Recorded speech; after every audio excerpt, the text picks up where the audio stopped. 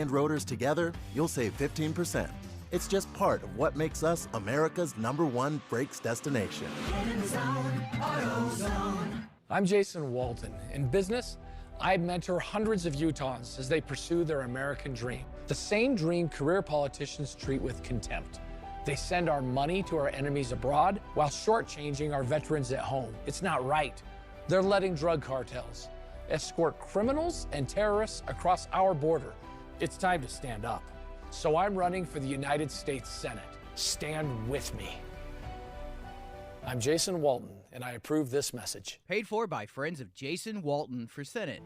Senate Bill 210 is a medical emergency at the Utah legislature. Ophthalmologists and optometrists are not the same. Optometrists don't complete medical school, no hospital internship, and no surgical residency. Ophthalmologists are medical doctors with years of surgical training on real patients. Now, optometrists want to perform surgery using lasers on the only eyes you'll ever have. Optometrists are not medical doctors, yet they want Senate Bill 210 to suddenly make them surgeons. Does that make sense to you? Your state senator can help stop this nonsense by voting no. It takes years of training to make a surgeon. No bill can ever change that. Tell your senator to keep Utah eyes safe. Vote no on Senate Bill 210. Paid for by the Utah Ophthalmology Society. Traffic and weather together, brought to you by Sinclair's DinoPay app. Save up to 20 cents per gallon. Here's Ricky Meese. We are looking at a nice and quiet drive. Valley Freeway traffic rolling along with no problems there. Our main secondaries also in good shape. Common Spirit hospitals, clinics, and caregivers, all connected to advanced health care in Colorado, Kansas, and Utah. Healthcare with human kindness is here. Hello, human kindness. Ricky Meese in the KSL Traffic Center. KSL weather, rain in the valleys, snow in the mountains will continue through tomorrow afternoon. Another storm moves in on Monday. And right now, 46 degrees, cloudy skies. I'm Dan Bomas from the KSL Common Spirit Health Studios. Listen online at kslnewsradio.com for Utah's news, traffic, and weather station. Inside Sources. Inside Sources. America's voice of reason. Boyd Matheson on Utah's home for elevated conversation. Inside Sources on KSL News Radio. Just a few hours ago, Nikki Haley gave a major speech on the state of her presidential campaign. For many in the media, the question was, is this the beginning of the end? And our question is it the beginning of the end or just the end of the beginning? Let's begin. Think you know the news of the day? Think again with Boyd Matheson on KSL News Radio. Well, as we continue to march our way forward in the presidential race, Nikki Haley is the last one standing against former President Donald Trump on the Republican side of the aisle, while, of course, President Biden continues to dominate and really be the only choice on the Democratic side. Nikki Haley today announced that she was giving a major speech. She did that just a couple of hours ago. And as everyone gathered, there was a lot of chatter from the chattering class about what this would actually mean. Would this be laying the path for her to exit the race, really the beginning of the end, or was it going to be something different? Nikki Haley left no doubt as she began her speech saying this. Some of you, perhaps a few of you in the media, came here today to see if I'm dropping out of the race. Well, I'm not. South Carolina will vote on Saturday, but on Sunday, I'll still be running for president. I'm not going anywhere. So she talked about Sunday morning. That's an important piece of the puzzle when it comes to these presidential races, that the day after is what really matters. And so she set the groundwork there that she was going to stay in, continue clearly on through Super Tuesday, and gave the indication that she would have the resources to continue on well beyond that. Of course, as the battle continues, some important things to note. Whether you are a Nikki Haley fan or not, whether you are on the side of the former president or not, if you look at it just from a strategic standpoint, I think she got the messaging right today in terms of saying, look, the current score is 63 delegates for former President Trump, 17 delegates for Nikki Haley, and you have to get to 1,215. And she compared and contrasted a lot throughout the course of this speech today, which I think was really well delivered, very well crafted speech. During it, she compared and contrasted and did what we've been suggesting she was going to be doing, and that is that she was going to lump the former president and the current president together in terms of the dissatisfaction of the American people. Americans of every belief and background are tired of our national mess. They worry about a national collapse. If I weren't in the race, we'd be reading the exact same storyline every day until November 5th. There would be widespread reports of Americans suffering from a bad case of Biden-Trump fatigue. And it would be true. A stunning 70% of the country doesn't want a Biden-Trump rematch. Now, she's clearly playing in this space really interesting because in South Carolina, which will have its primary on Saturday, and the interesting thing in South Carolina, which has a pretty interesting history in terms of presidential races, including back in 2020 when, at the time, Bernie Sanders was the front runner for the Democrats. And then candidate Joe Biden was lagging, flailing, and many expected him to drop out of the race after South Carolina. But South Carolina shifted, really changed and hinged on the endorsement of Representative Jim Clyburn. Of course, President Biden went on to win South Carolina, and that really changed the dynamic of the race. It really shifted everything. And so Nikki Haley was saying, look, South Carolina could do that again.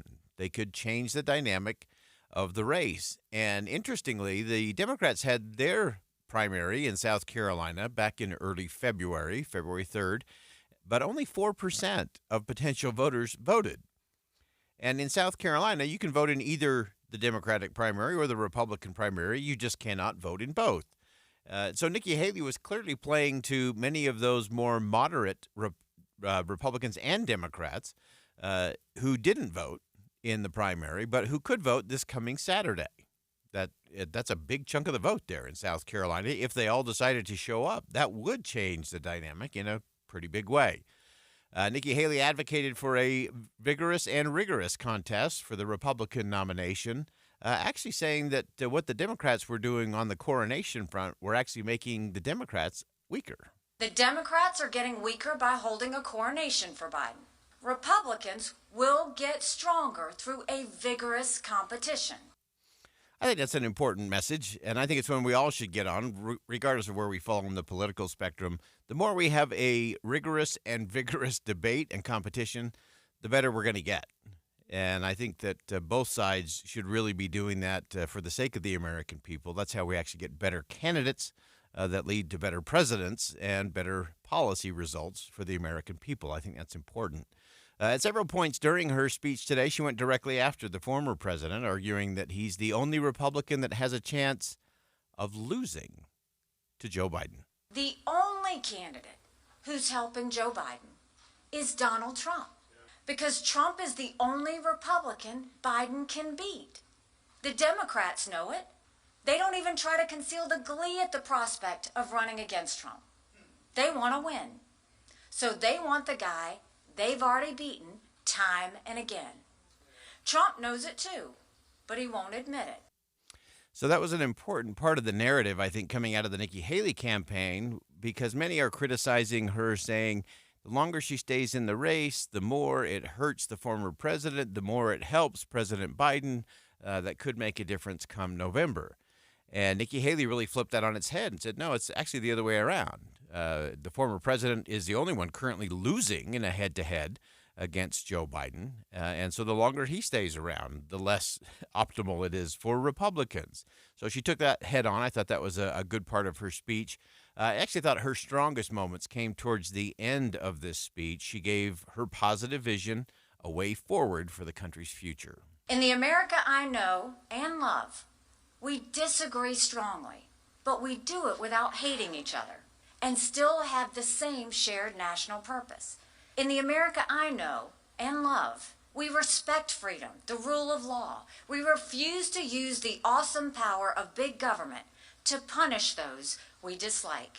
and we recognize that America has done more good for more people than any country in the world. One other particularly poignant part of her speech today was when she was talking about her husband, who is currently deployed. He is a major in the reserve and is deployed at the moment. And she talked about this whole idea of those military families who understand that the concept of America is worth fighting for, worth dying for, and worth living for. All of those crucial components to that. So a long way, a big mountain to climb for sure for Nikki Haley in her race. But this is why we have the race. Just like in athletics, everything can look one way on paper, but it's why you play the game. Because as you play the game, things change, dynamic shifts, and that can clearly happen. And so Nikki Haley clearly sending the message, this is not the beginning of the end of her campaign, just the end of the beginning. She'll be there come Sunday after the South Carolina primary, and she expects to go until the votes are counted so that the American people have a choice. Choice is a good thing everybody ought to celebrate. Better debates, better conversations is something we all need to get behind.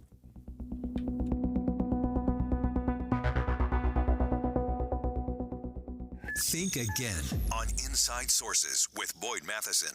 The nationally ranked Cougars are on a roll. Foose dives low, wait, up, and good! Drops it over the 10 for 2. Tonight, it's BYU, Baylor. It's out to Robinson, long three. Oh, man! He just made a 30-footer! Pregame is at 6 and tip-off at 7. Listen tonight, BYU, Baylor, on Utah's legacy home of Big 12 basketball and the BYU Cougars. KSL News Radio. Hi, I'm Henry Winkler. My eyes are very important to me. My eyes connect me with everything I love. I loved my late father-in-law dearly. He always lit up a room, but his vision dimmed with age. He had age-related macular degeneration, or AMD. And since partnering with Apellis, I've learned there's an advanced form of dry AMD called geographic atrophy, or GA. His struggle with vision loss made me want to help others know about GA's warning signs. For some, colors appear dull or washed out. For others, hazy or blurred vision make it hard to see details, like fine print on price tags. Many have trouble seeing in the dark, making driving at night difficult. GA gets worse over time and cannot be reversed. If you think you have GA, don't wait. Treatments are available. Ask a retina specialist about FDA-approved treatments for GA and go to GAWon'tWait.com. At Charmin, we heard you shouldn't talk about going to the bathroom in public, so we decided to sing about it. When you're rolling Charmin, ultra soft on the potty. Less is more, so roll it back, everybody. Charmin's irresistibly soft and hella nice. The crib is always stocked. It's our party vibe.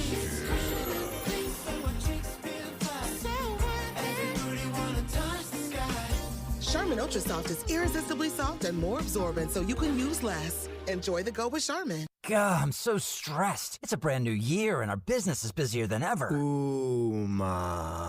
What is that? Meditation? I'm recommending the Ooma cloud phone system with auto attendant and more than 35 features. Ooma? Yep. Switching to Ooma is a cinch. Starts at $19.95 per month per user, plus taxes and fees. Ooma. Now you're feeling it. Visit Ooma.com. That's OOMA.com to learn more. Ooma. Smart communications for the smarter business. This Monday Tax Tip is brought to you by Susan Spears, CEO of the Utah Association of CPAs. The IRS has joined with representatives in the software industry, tax professionals, and state tax administrators to combat identity theft fraud to protect taxpayers. Know that the IRS will never initiate contact with taxpayers by email, text, or social media, call taxpayers with threats of lawsuits or arrests, or call, email, text to request taxpayers' identity protection pins. CPAs use tax software that encrypts personal information, and they will never request that you sign a blank return or e-file form. Remember to review your taxes and ask questions before they are filed. CPAs want to make sure that you understand your tax return. Get the most out of your income tax preparation when you hire a CPA. Go to uacpa.org to find a CPA that's right for you. That's uacpa.org. Listen to KSL on Monday for more tax tips from the Utah Association of CPAs. Asante came to TurboTax after graduating from culinary school and landing a job in the hottest kitchen in town. My hands are full all day, every day. I love it. Asante, as your TurboTax expert, I'll make your moves count, guaranteeing 100% accurate filing and your maximum refund. Sound good? Yes, expert! Switch to Intuit TurboTax and make your moves count. See guarantee details at turbotax.com/guarantees. Experts only available with TurboTax Live. If you only have a 401k, you're not getting the most for retirement. Wait, what? Add a Robinhood IRA on top, then they'll boost it by 3%. You can do that? And if you transfer in any retirement account, you get 3% on top of that. Is there a limit to the match? No limit. Robinhood Gold gets you the biggest contribution match of any IRA on the market. Sign up for Robinhood Gold at Robinhood.com/boost by April 30th. Subscription fees apply. Investing involves risk. 3% match requires gold for 1 year from first match. Must keep IRA for 5 years. Match on transfers subject to additional terms and conditions. Robinhood Financial LLC, member SIPC. Getting help with electrical repairs is easier than you think. All you have to do is call Any Hour Services or schedule an appointment at anyhourservices.com. No one helps more homeowners than Any Hour Services. With the 3 things you need to know this hour, I'm Dan Bomas. First, police in Tooele say a 9-year-old child shot and killed a family member last Friday. Second, 2 women who had worked together to provide family advice online now been sentenced to prison for child abuse. And third, Ukrainian troops have been running out of ammunition while they wait for the United States to provide more aid. Right now, 46 degrees and cloudy in Salt Lake City. Back to Inside Sources on KSL News Radio. Hear elevated conversation on crucial issues. Boyd Matheson on Inside Sources. We're staying with the presidential politics as we continue on. Listeners to the show know we've been tracking No Labels since it announced a plan to run a unity presidential ticket in 2024 should we end up with a rematch of former President Trump and current President Joe Biden. And they are still in the process of trying to figure out what that unity ticket might look like, if there is a path to victory. I think that's another important thing for the organization. And so what does that path look like? Of course, we just listened to Nikki Haley saying she's going to stay in for a while, so no exit strategy there as yet. But what does that mean for No Labels? Does it mean that there will or won't be, with some pretty high-profile names, taking a pass this time around? Jared Gans, of course, is campaign reporter for The Hill, covering elections and both the federal and the state level, and a great piece at thehill.com. No Labels looking at some dwindling options. And Jared, welcome back to the show. Hi, thanks for having me. So give us a little sense. Obviously, we had the two of the highest profile names for sure. Maryland Governor Larry Hogan, who's opting for a Senate run, which is a little bit of a head scratcher for a lot of folks. And then West Virginia Senator Joe Manchin announcing rolling into the weekend that he was not going to be running on a presidential ticket in 2024. So give us a sense. What's the lay of the land, and what are the conversations sounding like when it comes to a potential third-party run? Absolutely. So, as you know, Larry Hogan and Joe Manchin, they were two of the most high-profile names that were getting attention who could have ended up on a possible No Labels ticket. No Labels, which is looking to run this unity ticket composed of one Republican and one Democrat, which would potentially run on a centrist platform if we do have a rematch between Trump and Biden. And now with both of them choosing different routes to not run for president, it's a bit unclear as to who may potentially step up to fill their spot. There are a number of other names that have at times been rumored that pundits have wondered if they might be interested, but over the months, Hogan and Manchin have both definitely received the most attention. So in terms of name recognition, they would have had seemingly a bigger advantage heading in than another candidate if No Labels decides to go there. Yeah, and have you been hearing any specific names in your conversations, and kind of from your unique vantage point there, any of those maybe second tier kind of names that might be bubbling up? Absolutely. There have been a number of names. One of the most high-profile names otherwise is, in fact, Nikki Haley, who is still staying in the Republican race. But Haley, after a member of No Labels had said that they would give serious consideration to her, Haley said herself that she is not interested. Former New Jersey Governor Chris Christie, who had run in the Republican primary, actually refused to roll out a possible third-party run earlier this month. But he said any decision in which she does choose to run would need to have a clear path to victory, a clear path to get to 270 electoral votes. So it's really uncertain if he would be willing to do that. And there are a number of other politicians who have tied themselves to no labels and supported the idea of the effort. Former Utah Governor John Huntsman has been supportive, but he said as far as his own considerations are concerned, he is not interested in running for president. Yeah, and so as you look at some of the reasoning behind that, it was interesting in your piece. You noted that some people are looking at the organization as a whole and whether or not they're really ready for that prime time, that big time in terms of trying to run a national kind of race. Does that seem to have weighed in terms of both Hogan and Manchin in terms of their decisions, that perhaps the group wasn't as sophisticated or as organized as you'd actually have to be in order to really run a serious national campaign? It's certainly possible for Hogan and for Manchin when they made their announcements, Hogan to run for Senate and Manchin to just not run. They didn't directly refer to the possibility of them running under the no labels ticket, but they did it seemed that strategists wondered if they saw what their decisions were as a better path. Hogan, potentially a more viable path to run for Senate, and strategists said that no labels might not be ready for running a serious presidential campaign. It's not an easy thing to be able to run a presidential campaign, and it's definitely quite a tall task. And the Democrats and the Republicans have really had a head start, whereas no labels, it's not clear if they're going to run a ticket or who would potentially be on there.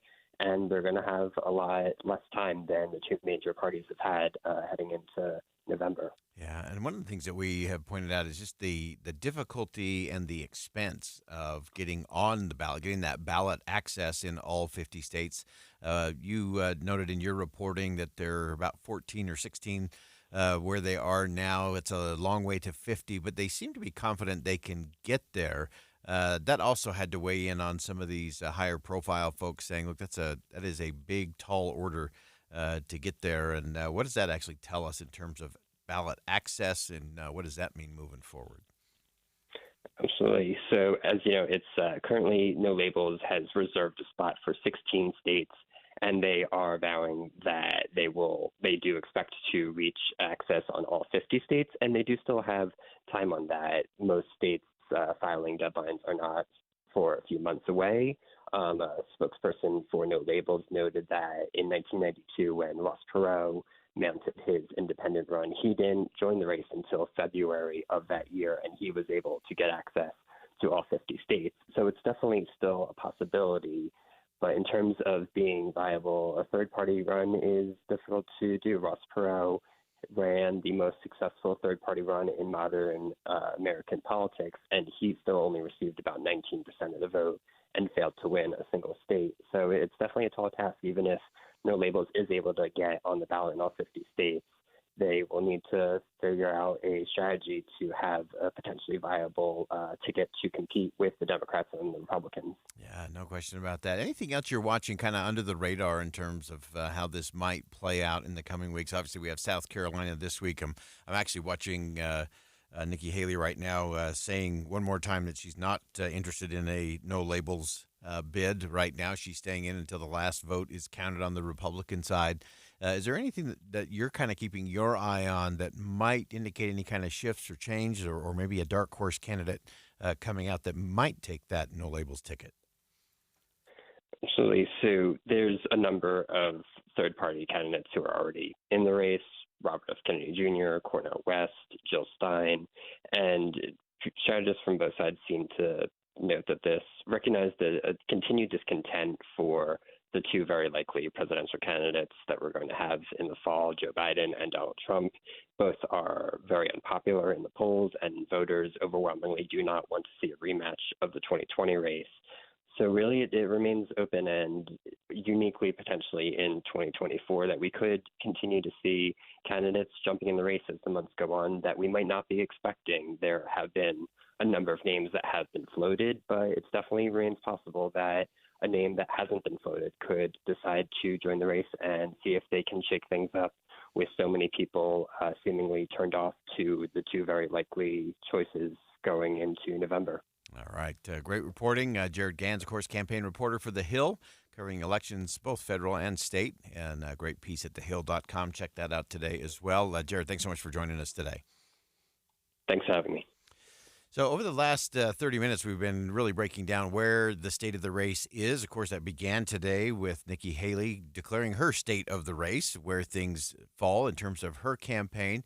And she made a speech that I think was one of her better speeches, laying out the case, talking about the reasons why she's staying in and why that actually matters. She's now making the rounds on all of the national cable news networks, reiterating her stance that she is going to stay in.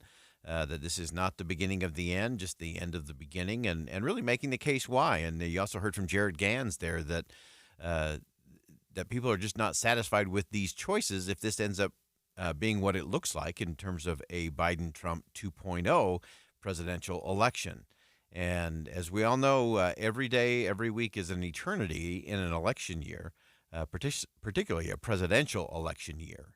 And so we have to keep letting these things play out. Nikki Haley said she will still be standing on Sunday morning, regardless of what happens in South Carolina. She's making a big push and pitch to all voters in South Carolina, 94% of which are eligible to vote in the South Carolina primary on Saturday. We'll see what happens there, if that changes things or if the status quo continues to prevail. We'll step aside for some bottom of the hour news. More Inside Sources coming up next. Stick around.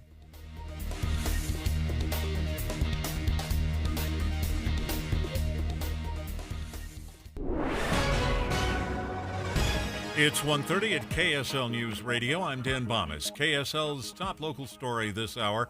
Both Ruby Frankie and Jody Hildebrandt will spend several years in prison after they're sentenced for aggravated child abuse. KSL News Radio's Amy Kobe reports. The two were each sentenced to 4 consecutive terms of 1 to 15 years in prison after pleading guilty. They were arrested last year after Frankie's son ran to a neighbor's in Ivins asking for food and water. Police noted at the time that he had lacerations on his arms after being tied up and was malnourished. Frankie apologized to her children before the sentence was handed down and thanked the officers who arrested her. Frankie became famous for her 8 Passengers YouTube channel. Our top national story this hour from ABC News. The story of the Beatles about to be told on the big screen in a big way. We have more from ABC's Jason Nathanson. Sony Pictures and Apple Corps Limited coming together to make not just one movie about the Beatles, but 4 movies about the Beatles. Each will tell the story of the band from the point of view of a different member. John Lennon, Paul McCartney, Ringo Starr, and George Harrison. Jason Nathanson, ABC News. And your money at this moment, the stock trading is about even on the day right now. And our KSL weather, we're looking for a little more rain and a lot more snow. That's next. KSL News Time, 1:31. Here's a way to get breaking news updates anywhere you go. At the store or in a work meeting, you can get breaking news on your phone. You can quickly read it, swipe, or click for more. It's super discreet, super fast. That's the app for KSL News Radio. You know, last week I was in the Taylorsville office of Hercules First Federal Credit Union talking to the extraordinary people there. And the thing I love most about Hercules is the fact that they are so community-centered. Everything's about growing stronger together. They've been doing this for a long, long time. And whether it's getting you a gold member checking account, which has all the benefits of identity theft protection, cellular care coverage, full-service travel benefits, cashback bonuses, all of those kinds of things with your gold tier checking, or whether it's helping you get your mortgage straightened out and moving forward in a positive way to have a stress-free mortgage experience. That's what our friends at Hercules First Federal Credit Union do every single day in their branches and online. And so give them a check out. Give them a good look, because our friends at Hercules are about giving you the education and the knowledge so that you can be empowered to have a stronger financial future. You can find their locations in Taylorsville, Harriman, Riverton, or Salt Lake City, or you can always find them online. HerculesCU.com, HerculesCU.com. Where does a journey to wellness begin? Do you start looking for diet ideas? Or searching for exercise plans? Actually, you don't have to look far. Just look to the first 2 letters of the word wellness. We means you don't have to figure it out yourself. It means your hopes and challenges are a perfect match for our knowledge and resources. It means anything you want to achieve, together, we can achieve better. Because wellness begins with we. Intermountain Health, the power of we. They say it takes 10,000 hours to become an expert. You may not have that kind of time for weatherization, energy efficiency, and appliance rebates, but we do.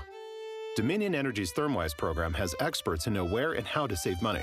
They help homeowners and businesses find simple ways to conserve natural gas and rebates through upgrades that may help to save even more. We put our energy into helping you conserve it, so you can spend your 10,000 hours becoming an expert in what matters to you. Start with a home energy plan at thermwise.com. It's easy to think all money managers are pretty much the same, but at Fisher Investments, we're clearly different. Different? How? You sell high-commission investment products, right? No, Fisher Investments doesn't sell any commission-based investment products. Well, you must earn commissions on trades. Nope, never at Fisher. We're a fiduciary, obligated to act in our client's best interest. It's the highest standard of care for a financial advisor. How do you know what's in their best interest?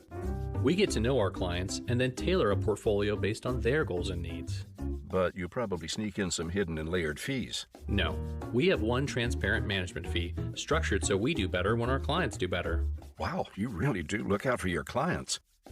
That's because our top priority is helping them achieve a comfortable retirement. It might be why most of our clients come from other money managers. Visit FisherInvestments.com to find out why investors like you switch to us. Fisher Investments. Clearly different money management. Investments and securities involve the risk of loss. Traffic and weather together brought to you by Sinclair's Dino Pay app. Save up to 20 cents per gallon. Here's Ricky Meese. Freeway traffic looking good, no problems, but we have had a report of a pedestrian in and out of traffic, 1900 West End, California Avenue. Lagoon is looking for ride maintenance technicians. Lagoon offers excellent mechanical training programs with amazing career opportunities. Ride maintenance technician position is full-time and year-round. Details, visit lagoonpark.com/jobs. Ricky Meese in the KSL Traffic Center. KSL weather, rain in the valleys, snow in the mountains continues through tomorrow afternoon. Another storm moves in on Monday. Right now, 49 degrees, mostly cloudy. I'm Dan Bomas from the KSL Common Spirit Health Studios. Listen online at kslnewsradio.com for Utah's news, traffic, and weather station. Inside Sources. Inside Sources. America's voice of reason. Boyd Matheson on Utah's home for elevated conversation. Inside Sources on KSL News Radio. We're going to dig into something that has always been troublesome to me, and it is becoming a bigger trouble, I think, as the years go on, as we look more and more to government to drive business, to pick winners and losers. All the lobbying that goes on. And so there's this very interesting trend that I think we have to take a good look at. And we're going to do that for the next two segments of the show. And we're going to start by looking at some of the political efforts that we see. And some of them are well-named and some of them even well-intentioned. Whether it's restoring American industrialization, whether it's trying to get jobs back on U.S. shores, whether it's trying to boost the industrial base, the manufacturing base, the trend is what's worrisome, and that is the overpromise and either under-delivery or non-delivery on the promise, often leaving states and cities and even businesses holding the bag. Politicians really love to make a great announcement about a new manufacturing plant in the local area, or that some big business is going to come to town and bring all kinds of jobs and be a great boon to the economy. The interesting thing, though, is that in many cases, those end up coming up empty.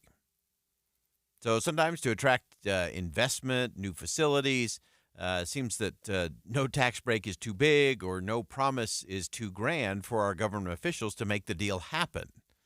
And there's all kind of fanfare, there's big media headlines, there are promises of thousands of jobs and great impact.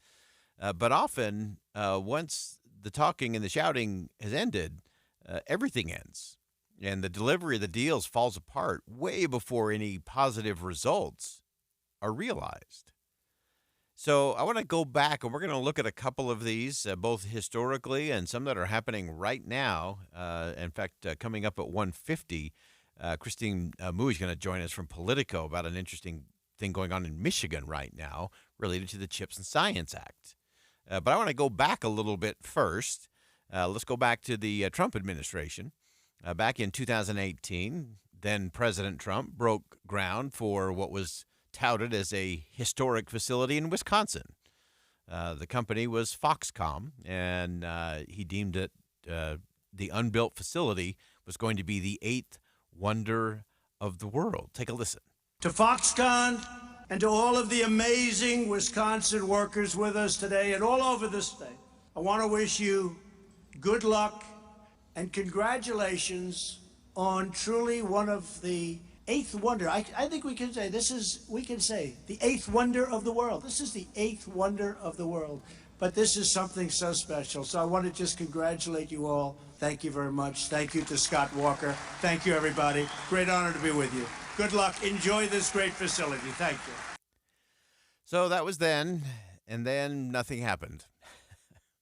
Amazingly, this 100-foot tall sphere is just one of buildings in this big, massive space that was going to be, according to then President Trump, the 8th wonder of the world. And it is now a 100-foot tall sphere in an empty lot. That's it. The end. So the owner, a Taiwanese manufacturer, Foxconn, calls it a high-performance computing data center, but nothing's happened. Nothing went through. It all kind of fell apart. One person called it kind of a low-rent Epcot Center-looking space with just a lot of concrete, a big parking lot with nothing there. This is often the case.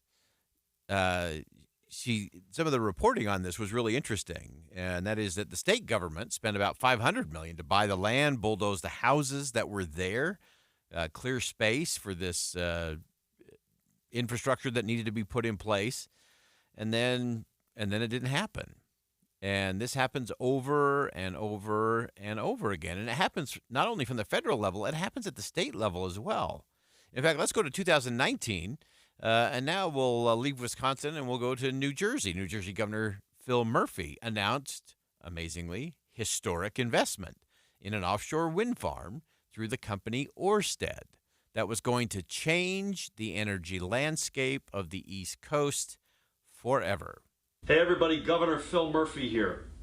New Jersey just took a historic step of its first award to develop 1,100 megawatts of offshore wind energy. This will revolutionize the offshore industry here in New Jersey and along the entire East Coast. It will start us on the road to creating good union jobs and inviting new investment in our state. This is a truly historic step to making New Jersey a global leader in offshore wind development and deployment. Changing the landscape and the energy of the East Coast forever until it didn't. Didn't happen. So 2 big wind farms off the coast of New Jersey scrapped. The company behind it all ended up having to take a write-off, probably $5.6 billion or more, and suddenly it's gone.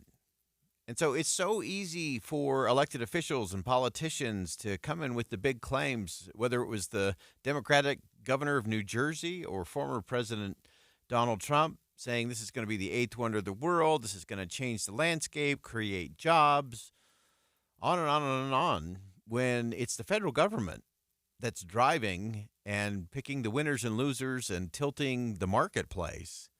It rarely ends well. And I'm not saying there's not a role for government to play in some of these things. I think there is a place. But what we have to be careful of is that when we make it the place, you can think of Solyndra, going back to the Obama administration. It was going to change everything around having solar panels forever. And it didn't happen. And why didn't it happen? Because they got a whole lot of money, and cash flow covers a multitude of problems in an organization, and Solyndra didn't cut it. But they were picked as the winner, and I actually think it put the the solar panel industry and our innovation way behind schedule because it drove out a lot of those small startup companies that were really looking for that cutting edge advantage. Instead, government picks the winners and everybody gets real comfortable real fast because they've got cash. And then the real results don't materialize. Now, President Biden made some historic promises. It's amazing how they all start with historic. This will be the eighth wonder of the world, historic investment.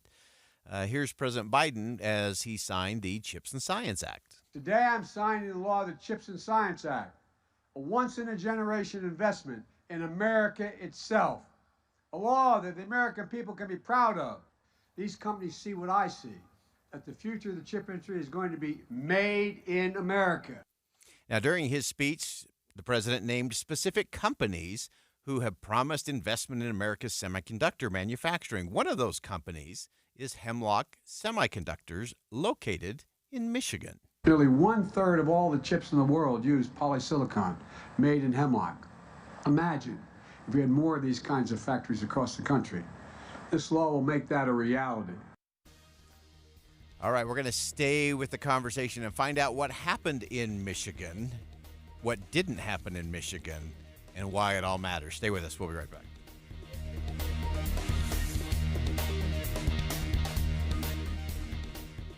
Intermountain Medical Center in Murray, LDS Hospital in Salt Lake City, and Utah Valley Hospital in Provo are ranked among the 2023 list for best cancer hospitals in the nation by Newsweek magazine, with a high level of comprehensive personalized care and treatment they provide.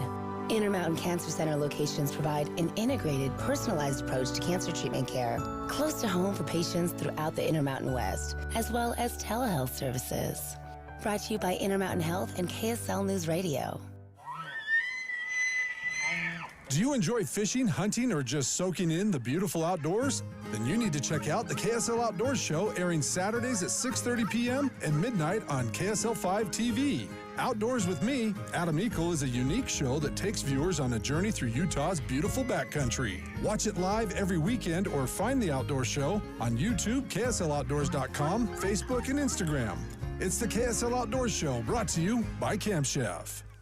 Manuel Plumbing and Heating has been a trusted name in the Salt Lake area for over 100 years. Since 1920, we have provided plumbing, heating, and air conditioning services in our area. Hello, I'm Brian Jackson, fourth generation of our family-owned and operated business. We promise to provide honest service, competitive pricing, and the most knowledgeable plumbers, technicians, and sales staff around. The next time you're in need of any plumbing, heating, or air conditioning service or repairs, call the company you can trust. Call Manuel Plumbing and Heating today, 801-262-4671. When you crash your car, you get it fixed. When your computer crashes, you get a new one. But what will you do if you've been saving in a 401k or an IRA and the market crashes? If you're in your 30s or 40s, you'll be just fine. But if you're in or near retirement, you could be in trouble. Mike Stevens and his team at Capital Wealth Advisors are here to help. They can run a risk analysis to see if you're too heavily invested in the market. Don't let the ups and downs of Wall Street control you or your retirement dreams. Call 801-210-5500 today to schedule your risk analysis with Mike Stevens and the team at Capital Wealth Advisors. That's 801-210-5500. Crashes happen. Question is, are you ready? Capital Wealth Advisors, 801-210-5500. Investing involves risk, including the potential loss of principal. Advisory services offered through Capital Wealth Advisors, LLC, a state of Utah registered investment advisor. Okay, that's good. Whoa, Dave! Sorry, I'll go grab some paper towels. You can't let Dave pour things. He works at JCW's. They fill stuff up past the brim over there, like their milkshakes. They're thick, rich, and oh my gosh. Delicious? Oh no. Dave's filling up Crystal's car for her. Dave, stop! Hey, this is Clark for JCW. Stop into any of our 5 locations today. We're located in American Fork, Thanksgiving Point, Provo, South Jordan, and our new location in Harriman. Come in and see why at JCW's we believe in quality and a lot of it. Jeff Kaplan. I'm energized by breaking news. First of all, because it's right now, and second of all, because in many cases the audience needs to know. There's no more important service that we can provide, and I find it critically important to get more details to the audience as quickly as possible. There's nothing more energizing than that for me. Not at all. The most important thing we do is breaking news. I am gratified that so many people listen to me every afternoon on KSL, but what they don't know is that there are so many people behind the scenes making it happen, checking on the traffic, answering the phones, making the calls, talking to the newsmakers. They're out in the street, into the field to get the raw information, and then putting it all together so that I can sit in front of a microphone and be a source of information every afternoon. But there are so many people who make it happen. That's what you don't know. Ride Home with Jeff Kaplan, weekdays 3 to 7 on KSL News Radio. With the three things you need to know this hour, I'm Dan Bomas. First, two women who'd worked together to create a YouTube channel on family issues have now been sentenced to prison after pleading guilty to child abuse. Second, commuters on tracks complaining about frequent delays holding up train service. Third, 4 Beatles, 4 movies. Hollywood has another plan to bring the Beatles to the big screen. Right now, 49 degrees, mostly cloudy in Salt Lake City. Back to Inside Sources on KSL News Radio. Boyd Matheson divides rage from reason on Inside Sources. Welcome back to Inside Sources here on KSL News Radio. It's great to be with you today, as always. If you're just joining us, we've been spending the last half hour talking about some of the areas where things go wrong. Sometimes big political promises or big elected officials' engagement doesn't always turn into real results when it comes to what we're looking for in the end. So in the last segment, we went all the way back to the time when President Trump was in the White House, made a big promise about some things happening in Wisconsin. He actually declared them to be the 8th wonder of the world. And now it's just a big globe with an empty parking lot. Nothing happened. We talked about the state level. This happens all the times with tax breaks and incentives and so on. We talked about the New Jersey governor saying that the wind farms, the 2 wind farms they were proposing would change energy on the East Coast forever. Nothing happened. In fact, the company involved had to take a $5.6 billion loss on their books because it just didn't materialize. And then just before we went to the break, of course, President Biden has made some big promises with the CHIPS and Science Act, and now they're sort of turning into some problems for the president. And someone who wrote extensively about that today in Politico, Christine Mui, is a reporting fellow at Politico, talked about the president's high-tech problem in Michigan. And Christine, welcome to the show. Hi, thanks for having me. As part of our equal opportunity offenders, it's now President Biden's turn under the microscope in terms of some of these things that states in particular look at and say, oh, this will be so great. It'll create jobs and it'll be great for the economy and it'll change the dynamic in the state. And it doesn't always turn out that way. So help us understand what happened with the CHIPS and Science Act, particularly with Hemlock Semiconductor in the state of Michigan. Right. So as I wrote today, the day that Biden signed the CHIPS Act back in 2002, he was on the White House South Lawn, and he had named or gave a shout out to Hemlock Semiconductor. So they're based in Michigan. They've been making polysilicon, which is, the material that you need for all microchips or most microchips. The problem that's arisen is that there's this tax credit in the CHIPS and Science Act. It's significant. It's estimated to be worth $24 billion over a decade. And Hemlock and other suppliers are saying that they've been cut out of this tax credit. Now, that's not set in stone yet. The Treasury Department still needs to finalize those rules. But that's basically the concern that they're raising here.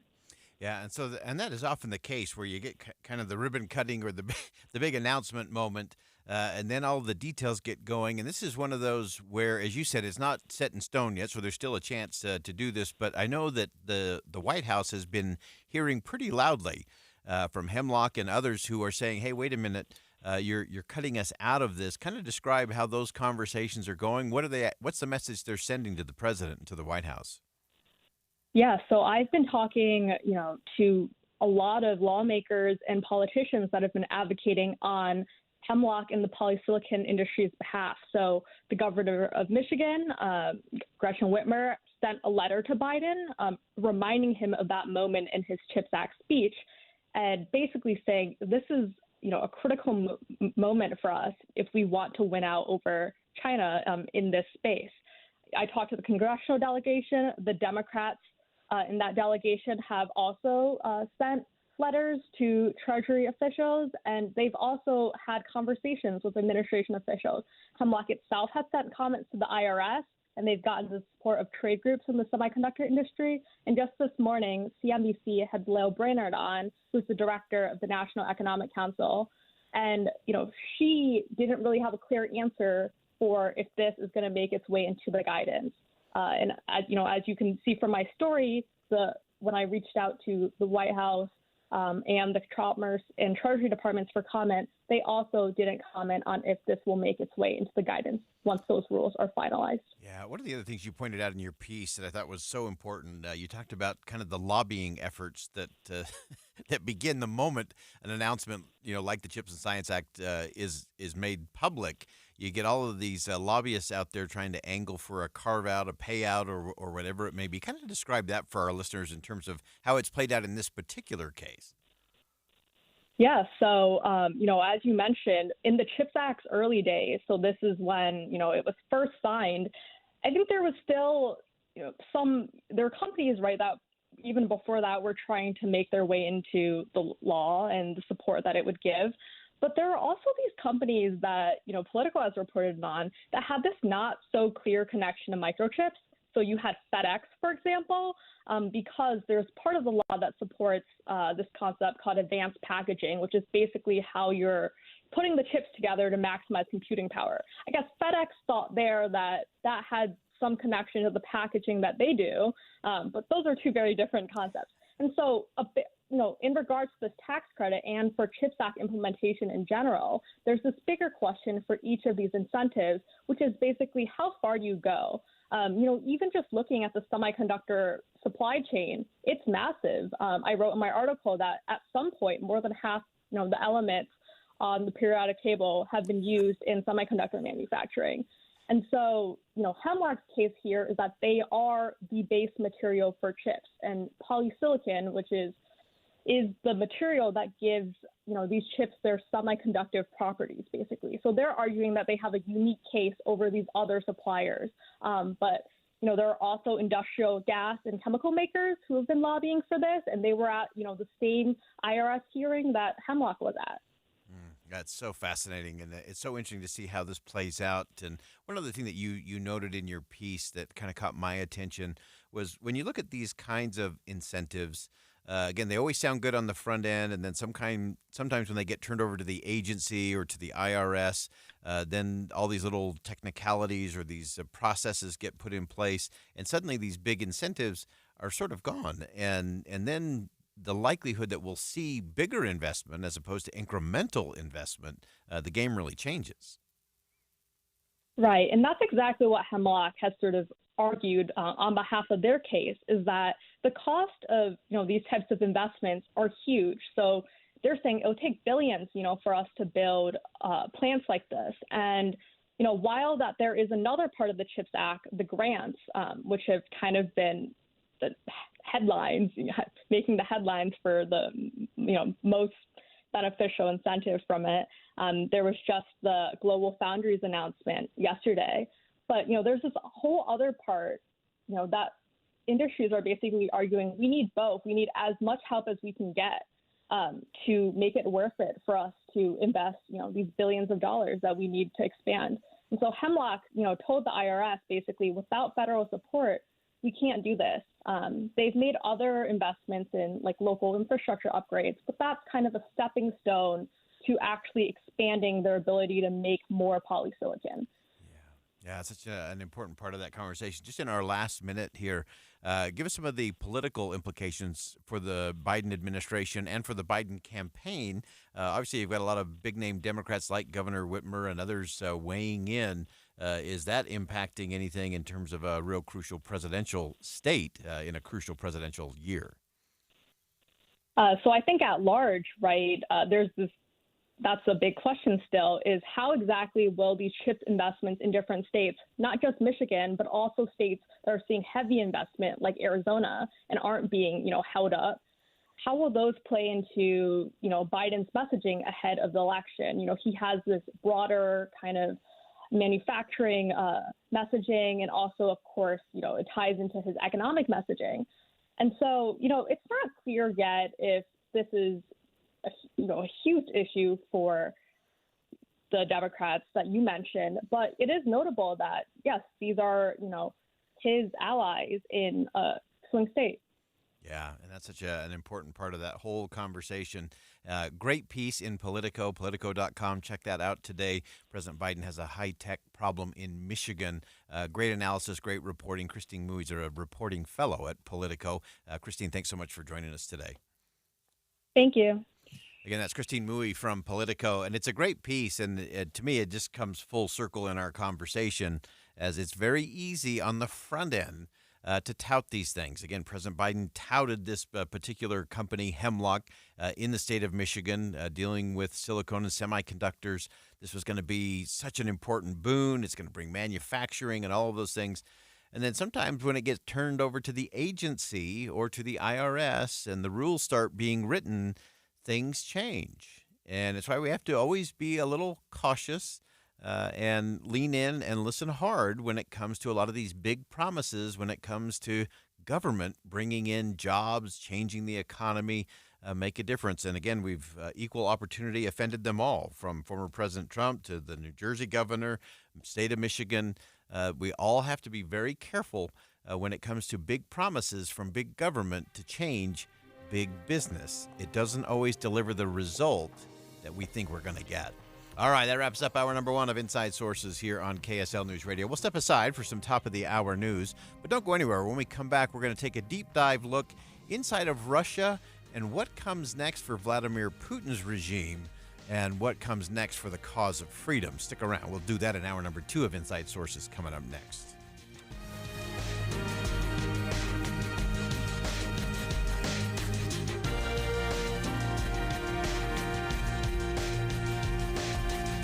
KSL FM Midvale. KSL Salt Lake City. From the KSL Common Spirit Health Studios, this is KSL News Radio. Utah's news, traffic, and weather station. It's 2 o'clock at KSL News Radio. I'm Dan Bomas. KSL's top story this hour: Salt Lake Chamber gathered with leadership from local business to send a message to the Utah legislature that they support Governor Cox's latest budget request for the homeless. The Chamber's Derek Miller said that he sees an improvement downtown thanks to the temporary micro-shelter community. This improvement is thanks in part to the 600 temporary winter shelter beds and increased enforcement of no camping laws. Governor Cox wants to see additional hours for law enforcement, a permanent housing facility, and expanded health services for those experiencing homelessness. Our top national story this hour from ABC News. As the days tick down before South Carolina's primary this weekend, Nikki Haley held a special event in Greenville, South Carolina, to announce that she has no plans to drop out even if she loses her home state's primary on Saturday. The argument is familiar. They say I haven't won a state, that my path to victory is slim. They point to the primary polls and say I'm only delaying the inevitable. Why keep fighting? Well, former President Trump is well ahead of Haley in polling going into the primary this weekend. Your money at this moment, the NASDAQ is down substantially. The Dow also down today. And our KSL weather looks like the snow and rain will continue for the next day or so. That's next. KSL News Time 2:01. News doesn't just mean information or dates. It's the story of our local history being told in real time. Be a part of the story. This is Tim Hughes and Amanda Dixon. We hope to be a part of your story. We have you covered on KSL News Radio. I've hit a lot of milestones on my soda weight loss journey over the last 4.5 months, but none bigger than hitting my goal weight. Yes, I've lost 67 pounds since mid-September with soda weight loss. SOTA, it stands for state of the art. They told me at the beginning it was going to be like stepping into a time machine, and I thought, yeah, right. But guess what? Now that I'm here, it's true. People tell me I look younger, and honestly, as I look in the mirror, I can't disagree. I'm seeing a weight on the scale under 200 pounds. pounds, which I haven't seen in almost 25 years. I had to borrow clothes from my 21-year-old son's closet so I could find something that fit me. I put on a medium-sized shirt for the first time since I can't even remember. But I want you to have the same success and these same awesome milestones that I've had. Why don't you go to sotaweightloss.com, SOTAweightloss.com, and take a look at a few or maybe a bunch of the 8,500 5-star reviews on there. So don't wait anymore. Check out sotaweightloss.com. SOTA stands for, say it with me, State of the Art. I'm Jason Walton. In business, I mentor hundreds of Utahns as they pursue their American dream. The same dream career politicians treat with contempt. They send our money to our enemies abroad while shortchanging our veterans at home. It's not right. They're letting drug cartels escort criminals and terrorists across our border. It's time to stand up. So I'm running for the United States Senate. Stand with me. I'm Jason Walton, and I approve this message. Paid for by friends of Jason Walton for Senate. I have diabetes. I'm at risk for pneumococcal pneumonia. I have asthma. I'm at risk too. If you're 19 or older with chronic conditions like asthma, diabetes, COPD, or heart disease, or are 65 or older, you are at increased risk for pneumococcal pneumonia. Ask your doctor or pharmacist about Prevnar 20, pneumococcal 20-valent conjugate vaccine, a Pfizer vaccine that can help protect you against pneumococcal pneumonia in just one dose. Even if you've already been vaccinated with other pneumonia vaccines, Prevnar 20 may help provide added protection. Prevnar 20 is approved for adults to help prevent infections from 20 strains of the bacteria that cause pneumococcal pneumonia. Continued approval may depend on a supportive study. Don't get Prevnar 20 if you've had a severe allergic reaction to the vaccine or its ingredients. Adults with weakened immune systems may have a lower response to the vaccine. Side effects include pain and swelling at the injection site, fatigue, headache, muscle, and joint pain. For full prescribing information, please call 1-855-213-2138 or visit Prevnar20.com. The life of a small business owner. Keeping the lights on, calling all the shots. And then there's workplace accidents. 500-degree ovens, rusty nails. Danger lurks around every corner. Workplace accidents can happen, but there is an easy way to keep your employees covered. Talk to your agent about workers' comp coverage from Pi, or go to piinsurance.com and get a quote. Safety first, then Pi Insurance. Individual rates, offerings, and savings may vary, subject to policy terms and conditions. Not available in all states and situations. Traffic and weather together, brought to you by Sinclair's DinoPay app. Save up to 20 cents per gallon. Here's Ricky Meese. Pretty quiet out on your drive with the freeways. You have good speeds, no accidents. Our main secondary's not seeing any kind of problems either. The UACPA supports certified public accountants in Utah through ongoing professional education and leadership development. Find a CPA that works for you, uacpa.org. Ricky Meese in the KSL Traffic Center. KSL weather, rain in the valleys, snow in the mountains continues through tomorrow afternoon. Another storm moves in on Monday. Right now, 48 degrees and cloudy. I'm Dan Bomas from the KSL Common Spirit Health Studios. Listen online at kslnewsradio.com for Utah's news, traffic, and weather station. Inside Sources. Inside Sources. America's voice of reason. Boyd Matheson on Utah's home for elevated conversation. Inside Sources on KSL News Radio. We've watched the world react to Alexei Navalny's death this weekend with lots of questions looming beyond that. I think primarily, what does this mean for Russia's political future? So for the next half hour, we're going to take an in-depth, deep dive look at some opposing points of view in terms of what the death of this oppositional giant will actually mean for Vladimir Putin. Will it spark public outrage, or will it scare the Russian people away from any kind of public protest or activity? So let's get beyond the headlines. Let's begin. Think you know the news of the day? Think again with Boyd Matheson on KSL News Radio. All right, so first we're going to look at the positive component to this, and someone who believes that, as we started our show, that this may not be beginning of the end, it may be end of beginning. And so I want to start with an NPR interview with Russian opposition activist Alexei Miniano to hear what he thinks democracy's future is post-Navalny. This is really important in terms of what does it mean? What is it going to do inside of Russia? What does it mean for someone like Vladimir Putin when you have this kind of death, and how the public responds is going to be fascinating. So again, this was on NPR, and it really is this idea that the fight for democracy has to be bigger than any one individual, no matter how big a figure they actually are. Yes, of course. As much as leaders are important, democracy depends on regular people, not just on super big figures, on symbolic figures, and on leaders of political parties or of opposition. If we would say that, oh, Navalny died, so now there will be no democracy in Russia, that means that all our job was futile and all that Alexei did was futile, but it is not so.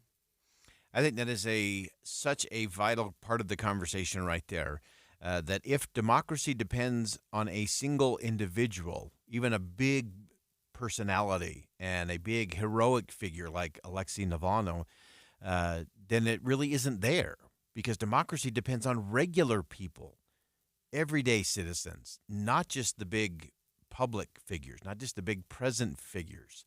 And so I think that's an important part of this conversation, is what is going on inside of Russia, and who feels it from the big voice and face of the opposition, but far more important, what's happening underneath that with the Russian people. Navalny built his legacy on his own personal conviction. He obviously committed his life to integrity and freedom, even at the sacrifice of his own safety, as we reported out last week. His willingness to go back into Russia, knowing what awaited him. It's one of the main things Navalny did. He set a personal example that a person of oppositional convictions can put his freedom on the line, put his life on the line to stand up for a better Russia. And so having someone who is willing to put their own life on the line to stand up for freedom, I think is an important thing for people to be able to follow, but it's not enough. And I think this is such a crucial conversation to get to, is if it is all based on a single person, a single leader, then you really don't have a movement anyway, which is just contrary to everything. So the interesting thing to me, and I think what NPR really focused on in a very positive way, was, look, the opinion of the Putin regime is already low, bound to get worse as the economy continues to falter and stumble. Even if Vladimir Putin does crack down on anyone supporting democracy, he's got this looming financial unrest that is going to come to bear and may give the Russian people one more thing to rally around. When he runs out of money, he will have much harder time solving these problems, which will lead to more and more people being unhappy with the regime. And that will impose a more severe threat to his power than activists laying flowers to commemorate Navalny. And so as we look at how this all continues to play out, I think this whole idea of don't give up on a better Russia, I think that is the message to the Russian people, that they can't cower in the corner just because Navalny has lost his life, because it takes everyone. And I think one of the things that I have been hearing from my sources, particularly in D.C. and some of those who have deep ties into Russia, is you can't underestimate what is just below the surface. And will there be a space, will there be a moment that will really ignite the Russian people? And if they don't, then again, the status quo prevails, and that benefits Vladimir Putin. Now, some people believe that this is actually good for Vladimir Putin. We'll talk about that coming up at 2:20 as we dig in with Ishan Tharoor from the Washington Post, saying this may just galvanize the Putin regime and give them a little more ironclad control on what's going on in the country because they've taken out this big opposition leader. I think the important thing for the Russian people to remember is that it always starts with just a few. And it's the old saying that one person with an idea may be considered crazy. 2 people with the same idea might be foolish, but not crazy. 10 people with the same idea, and they start to act. 100, and people start to take notice. 1,000 people with the same idea, and they start to have results, tangible and real. 10,000, and they begin to change the course of a community. 100,000, they can change the course of a country and more. And the question for everyone is, will we be part of that? And I think that will be the question for the Russian people, is will they be part of that? Will they see the death of Navalny as the end of an era and a time for freedom to go even further underground inside of Vladimir Putin's Russia? Or will it be a galvanizing force in that spark of freedom to galvanize and bring people together to say we have to take a stand? And I think, as was pointed out, one of the big challenges for Vladimir Putin is the economy. If he runs out of money, everything gets much harder to keep together. As long as he has it, as we always say, cash flow covers a multitude of problems in a country, in a company, or an organization. And so watching that part of it will be very interesting to see as well.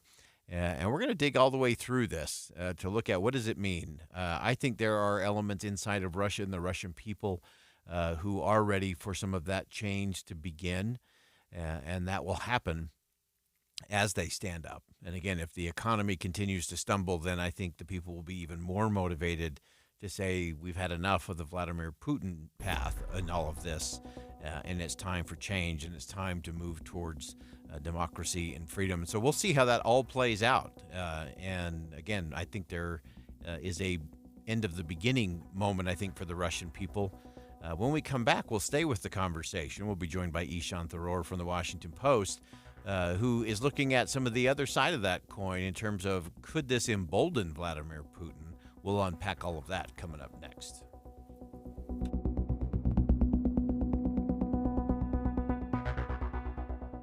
Think again on Inside Sources with Boyd Matheson. What does a trip to the grocery store cost these days? You cannot overlook what groceries are costing us. Maybe it's a price gouge, I don't know. Utah lawmakers are working on a bill to shift taxes around and change the taxes on food. It feels good. It doesn't actually do any good. I think it goes a long way to helping a lot of Utahns. Does it make a difference? Who wins and who loses? Listen this Thursday, the food tax debate, 9 to noon with David Dejanovic on KSL News Radio. Senate Bill 210 is a medical emergency at the Utah legislature. Ophthalmologists and optometrists are not the same. Optometrists don't complete medical school, no hospital internship, and no surgical residency. Ophthalmologists are medical doctors with years of surgical training on real patients. Now, optometrists want to perform surgery using lasers on the only eyes you'll ever have. Optometrists are not medical doctors, yet they want Senate Bill 210 to suddenly make them surgeons. Does that make sense to you? Your state senator can help stop this nonsense by voting no. It takes years of training to make a surgeon. No bill can ever change that. Tell your senator to keep Utah eyes safe. Vote no on Senate Bill 210. Paid for by the Utah Ophthalmology Society. Guys, did you know your testosterone affects everything in your system, including how you feel and perform every day? Right now, Revive Men's Health Salt Lake City will check your testosterone for free. Knowing your T levels is the first step in understanding if you have low T. Your testosterone level impacts your energy, libido, sleep, weight, hair loss, mood, and even ED. Maintaining an appropriate T level can change your whole life. Most men start to see changes in their hormone levels in their 30s. Experience and results matter. So what are you waiting for? Get your T levels checked today by local, experienced, and trusted men's health experts. They've helped thousands of men since 2011. They're so confident they can help you, they even guarantee it.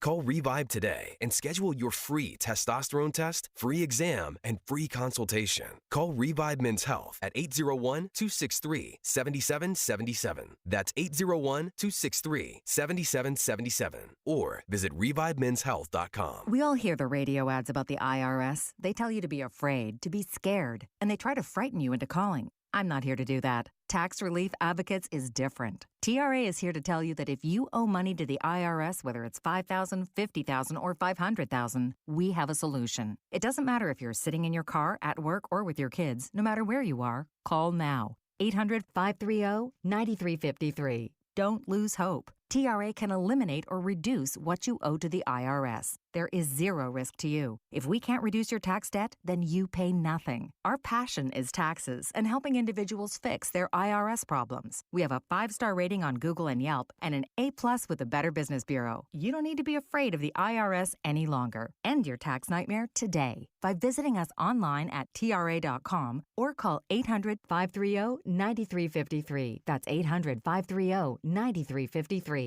Tax Relief Advocates. Real solutions for real people. I'm looking for something with suspense, but not into horror novels. Too graphic. Listen, I found a great thriller. Tons of suspense. Okay. Totally keeps you on the edge of your seat. And without the gratuitous violence. It's called The Fear of Silence. The Fear of Silence? Not kidding. It's a nail biter. Yeah. And I couldn't stop listening. People who are afraid of silence. It's the entire town. Wait, an entire town afraid of silence? Yes, because the silence is killing people. Wow, sounds intriguing. It's so good and even passes the Bechdel test. What? It's that test about the depiction of women in pop culture. You know, at least 2 women need to talk to each other about something other than a man. It's great. What lies in the silence? The fear of silence.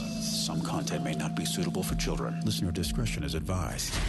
Available on all audiobook platforms. As the new year begins, you and your credit card might be ready for a quiet break. Experience the relief of a low rate with the Mountain America credit card. With a 3% cash bonus on balance transfers, it's more relaxing than ever. Open a Mountain America credit card today for your limited time bonus. Details at macu.com/transfer. Well, it's an approved credit. Membership required based on eligibility. Offer can change or be withdrawn at any time. Terms, conditions, and restrictions apply. Getting help with plumbing repairs is easier than you think. All you have to do is call Any Hour Services or schedule an appointment at anyhourservices.com. No one helps more homeowners than Any Hour Services. With the 3 things you need to know this hour, I'm Dan Bomas. First, business leaders are backing Governor Cox's plan for state spending to address homelessness. Second, law enforcement would get more access to live surveillance cameras under a bill now moving through the legislature. Third, Nikki Haley says she'll stay in the race for the Republican presidential nomination, even if she loses the primary in her home state of South Carolina. 48 degrees and cloudy right now. Back to Inside Sources on KSL News Radio. Boyd Matheson divides rage from reason on Inside Sources. Welcome back to Inside Sources here on KSL News Radio. It's great to be with you today. As always, I am Boyd Matheson. We're staying with the conversation as it relates to Russia as we look at the future, and we want to look at some different perspectives in terms of what this means. We talked about the death of Alexei Navalny, opposition leader, and would that be a catalyst? Would that spark a positive insurgency inside of Russia in opposition to Vladimir Putin? Or does this just allow Vladimir Putin to cement and tighten his grip as dictator and ruler in Russia? And so we want to dig into that portion of it to explore where we are and what that means moving forward, both for the people inside of Russia, what it means for Ukraine, what it means for the rest of us around the world in terms of security. And it's always a good day when we can have Ishan Tharoor, columnist on the foreign desk of the Washington Post. Great piece talking about the death of Alexei Navalny and what that means for Vladimir Putin and his dictatorship inside the country. And Ishan, welcome back to the show. Thanks for having me, Boyd. Good to be with you. So give us some perspective from your point of view in terms of how things have played out, what you've been watching over the weekend, and how you see kind of the state of the game inside of Russia today. Well, I think, we're on a rather tragic trajectory here. I think, and I talked to a bunch of colleagues and friends who are journalists who follow the Russian story closer than me, some of whom have known Navalny for many years, interviewed him in years past. He was a known entity, of course, to the Foreign Press Corps, to everyone. And he was this really larger-than-life figure. And, folks you talk to who knew him, say, a decade ago or even half a decade ago, never could imagine that even though he was this incredibly charismatic, successful dissident, someone who really could speak to a huge segment of the Russian population outside of the kind of liberal enclaves among elite circles in Moscow and St. Petersburg, that they could never imagine half a decade ago or a decade ago that he would actually be killed. But this is the course that we're on with the regime of Russian President Vladimir Putin. This is a reflection of how tight a grip Putin's rule requires now. And, in one way you can read this, the fact that he had to kill Navalny can be read as a sign of Putin's weakness, that this is, Navalny represented something too potent and too dangerous to the Putin regime. But on another way of reading it, you can suggest that Putin is so supreme, so confident, so well entrenched that he could just go ahead and do what he wanted, knowing that there'd be few consequences to this action. Yeah, and let's unpack that just a little bit, because I do think that's such an interesting take in terms of looking at it on the one hand, Navalny in his own kind of prophetic video that was to be released, if he were killed, to say, look, if they kill me, it's because they're so weak and we've become so strong. And so you do sort of have that galvanizing moment there. At the same time, as you pointed out in your piece, that Putin seems to be walking with a real sense of ease in terms of his absolute control and hold on power.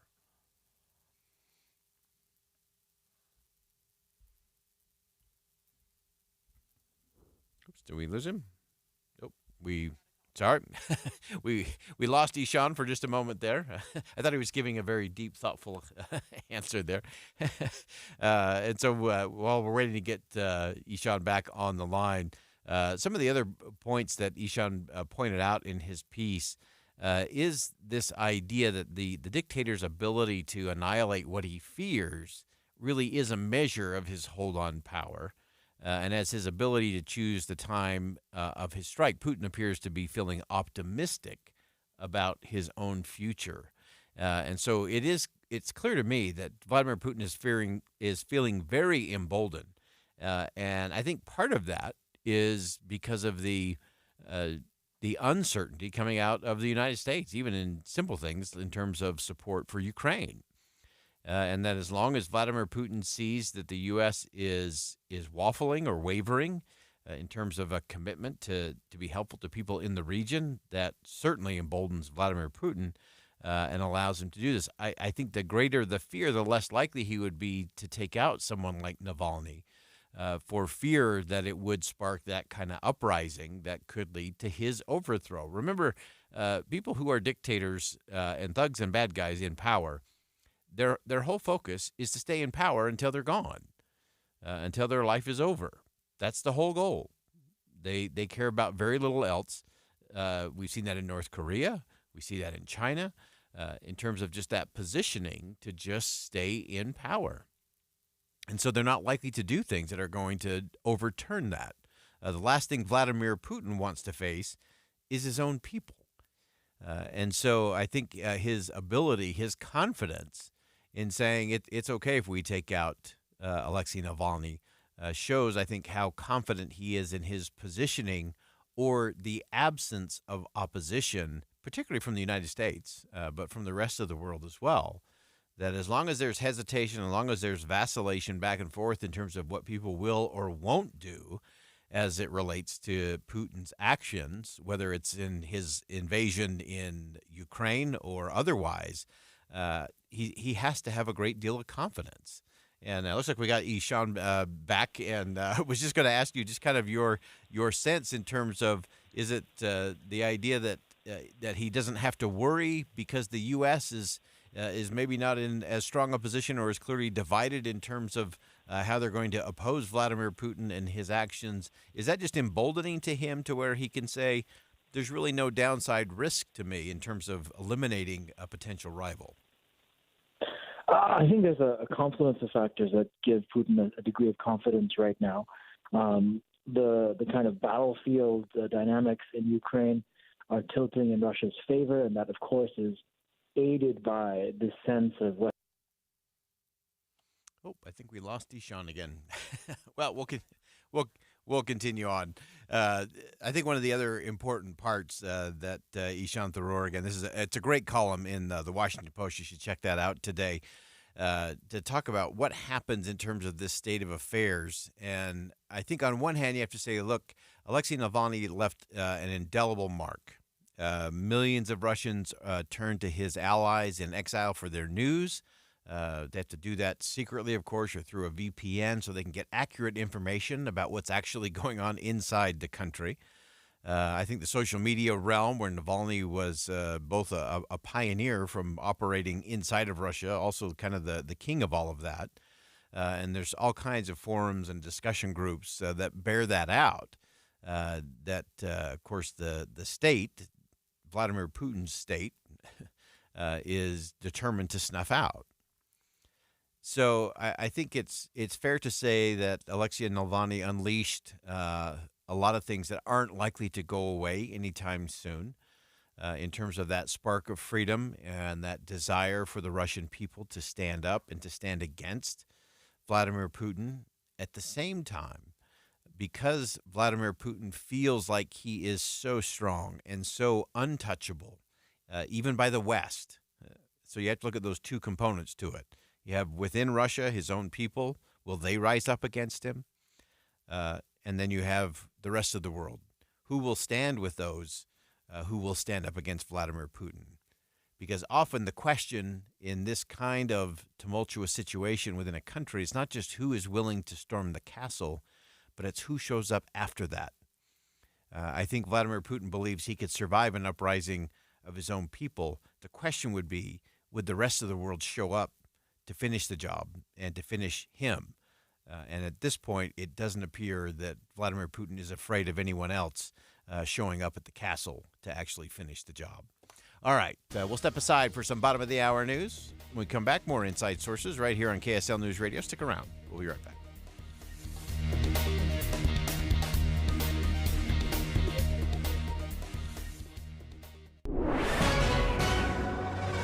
It's 2:30 at KSL News Radio. I'm Dan Bomas. KSL's top local story this hour. Lawmakers want to give police more access to security footage. KSL News Radio's Alexandria Bonilla reports. This bill provides guidelines on when, where, how, and which surveillance cameras police can use to track somebody without a warrant. As of right now, there are little to no guidelines. This bill gives police access to footage in airports, correctional facilities, law enforcement facilities, schools, courthouses, and critical infrastructure buildings like utilities. There are other exceptions as well, like a situation with a high-risk attack that would affect multiple people. The bill also adds an accountability factor. Police will be required to log and audit their surveillance video usage. Our top national story this hour from ABC News. 2 juveniles were arrested the day of the shooting at the Super Bowl celebration in Kansas City. And now 2 adult men are in custody as well. Prosecutor Gene Peters Baker says Dominic Miller and Lindell Mays are facing murder and weapons charges. Mays pulled his handgun first. Almost immediately, others pulled their firearms. Defendant Miller was one of those individuals. Investigators say it was Miller's bullets that killed radio DJ Lisa Lopez Galvan. Your money at this moment, the Dow Jones average closing the day down 64 points, NASDAQ down 144. And it looks like we'll see additional rain, snow from this atmospheric river falling over the next day or so. That's next. KSL News Time, 2:31. You know what's great about KSL's traffic coverage? Trained traffic reporters and real listeners. Trading information and making the commute safer and faster for everyone. Every 10 minutes on the 9s, we have you covered on KSL News Radio.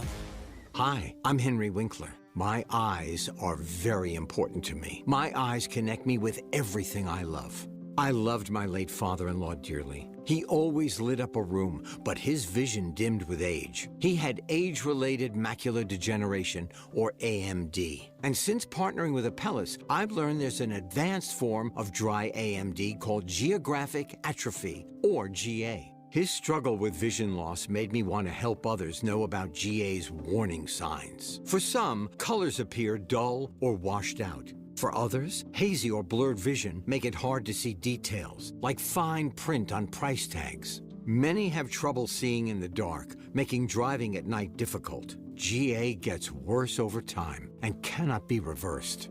If you think you have GA, don't wait. Treatments are available. Ask a retina specialist about FDA-approved treatments for GA and go to GAWon'tWait.com. 37,000, 25, 1. These are the three numbers to remember to get the visibility and control you need to make the right business decisions instantly. 37,000. That's the number of businesses which have upgraded to NetSuite by Oracle. NetSuite is the #1 cloud financial system, streamlining accounting, financial management, inventory, HR, and more. 25. NetSuite turns 25 this year. That's 25 years of helping businesses do more with less, close their books in days, not weeks, and drive down expenses. 1. Because your business is one of a kind, so you get a customized solution for all of your KPIs in one efficient system with one source of truth. Manage risk, get reliable forecasts, and improve margins. Everything you need to grow, all in one place. Right now, download NetSuite's popular KPI checklist designed to give you consistently excellent performance absolutely free at netsuite.com/company. That's netsuite.com/company to get your own KPI checklist. netsuite.com/company.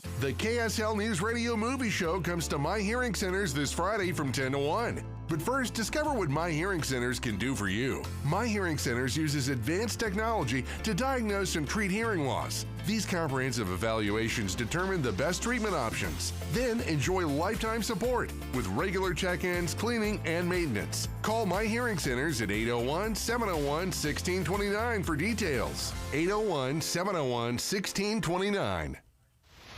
Traffic and weather together brought to you by Sinclair's DinoPay app. Save up to 20 cents per gallon. Here's Ricky Meese. Crash-free, delay-free on the Valley freeways and the main secondaries. And if you're traveling between the slopes and the valley, Big and Little Cottonwood Canyon roads are clear. Ricky Meese in the KSL Traffic Center. And our KSL weather, rain in the valleys, snow in the mountains continues through tomorrow afternoon. Another storm moves in on Monday. And right now we're at 49 degrees with cloudy skies. I'm Dan Bomas from the KSL Common Spirit Health Studios.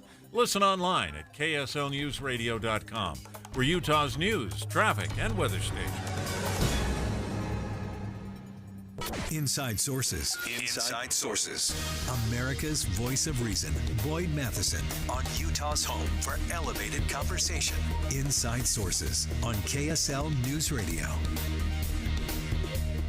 You know, some days it can feel like America has lost any and all sense of how to properly interact with each other.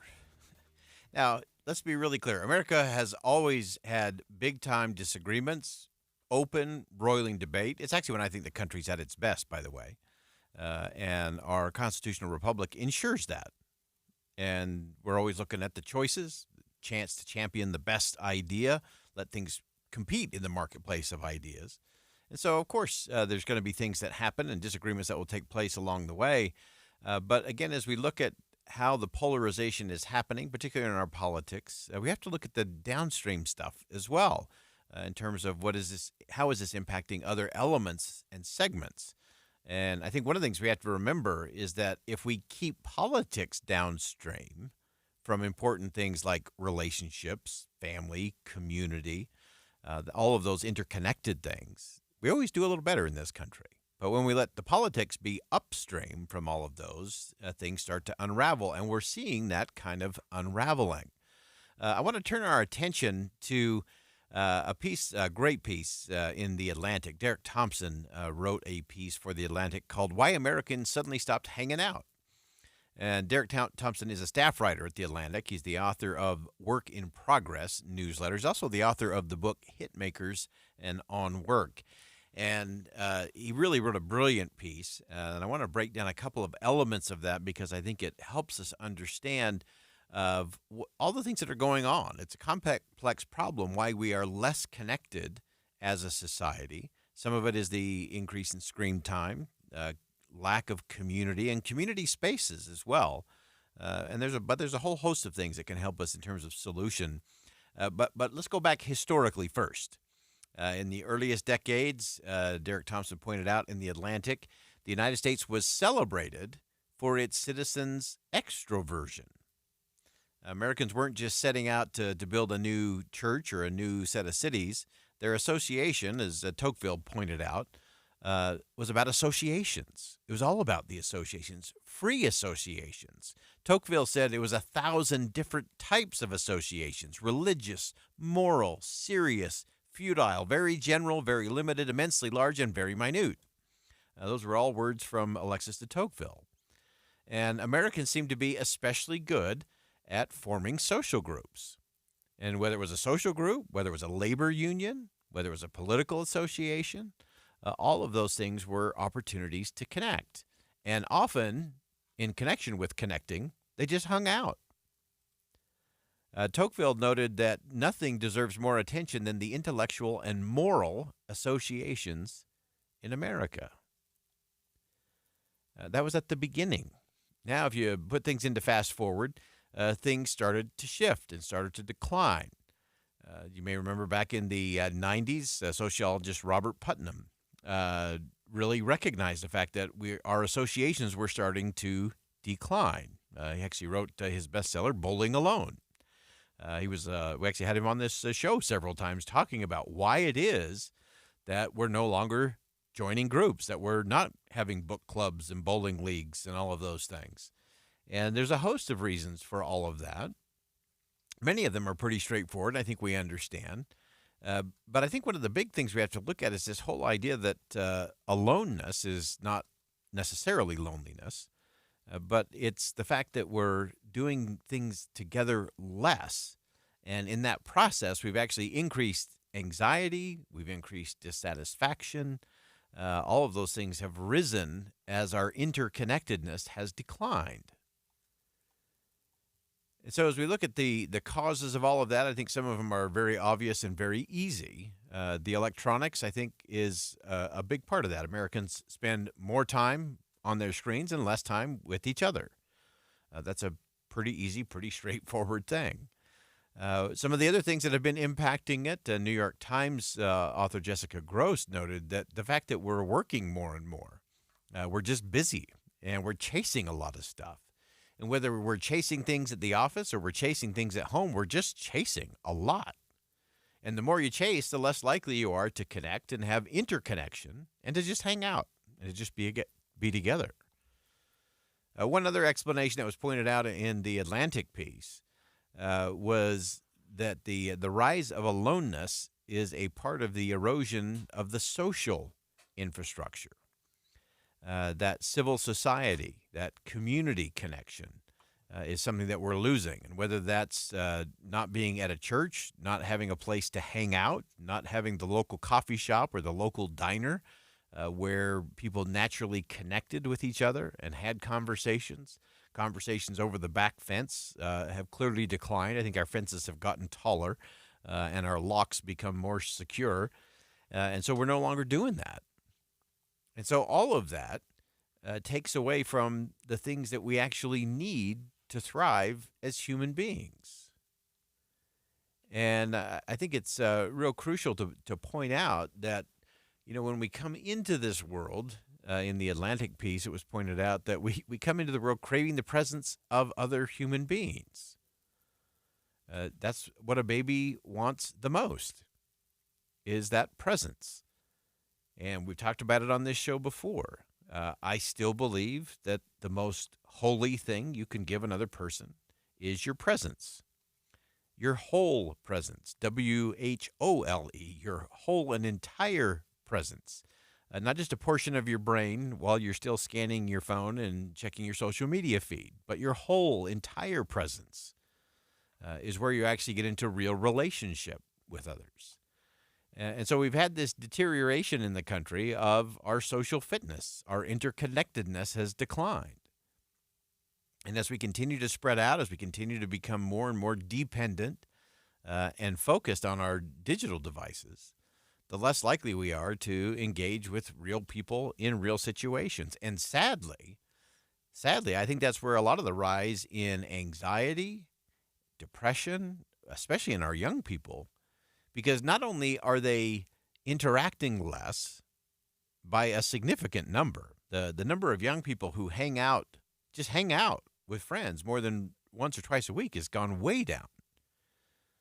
And so the less they do that, the less likely they are to build the skills and competencies required to interact with real human beings in a wide range of situations.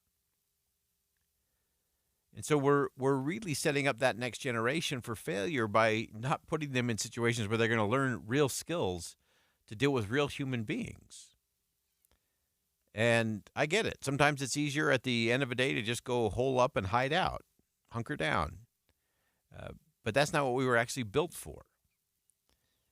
And sometimes we can joke and say, this would all be really easy if it weren't for people. And I think that's true.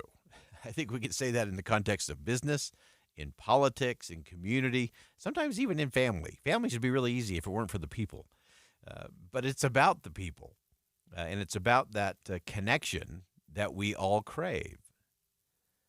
A really interesting Harvard study pointed out that loneliness, social isolation, or both were associated with 29% increased rise in heart attack, 32% greater risk of stroke.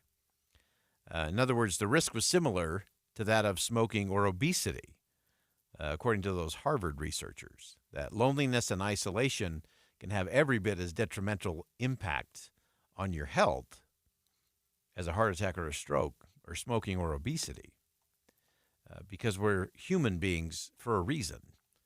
And being able to have that connection, especially in community, I think is something we have to get back to, both for the health of our communities, but also for the health of the next generation, because they've got to develop those skills, because without that interconnectedness, taking it full circle all the way back to Tocqueville, that it is that free association that is uniquely American and allows us to do the most extraordinary things. The attention, that intellectual and moral associations in America are what make the country really unique.